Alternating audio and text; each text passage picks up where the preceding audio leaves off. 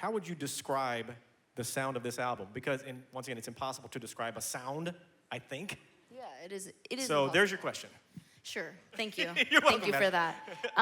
It feels. Thank you. It feels impossible in the sense of like I don't know what I would describe it as. I mean, there's so many influences of mine that I love, but for me, this is just. It's definitely very honest. I think it's emotional more than anything. Like there are more emotional songs than there are non-emotional songs, whatever that means. Right.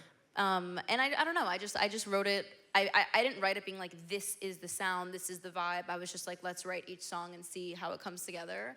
And I was telling this story the other day in an interview where I like literally sat on a table with Leroy and we wrote down every song we had made for the album, which was like over, I want to say 70, maybe 80.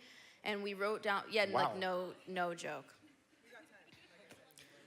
Cuckoo beans up here. So I'm like looking at all these songs on the table and I'm just like, oh my goodness, there's so many to pick from. And then I just did. And I was like, okay, this one's not good enough. This is gonna make it. This has to make it. This one can use work, but is it worth putting the work into? Like I really became really decisive about each song and cherry picked like what was worth it and what wasn't. And there we have it.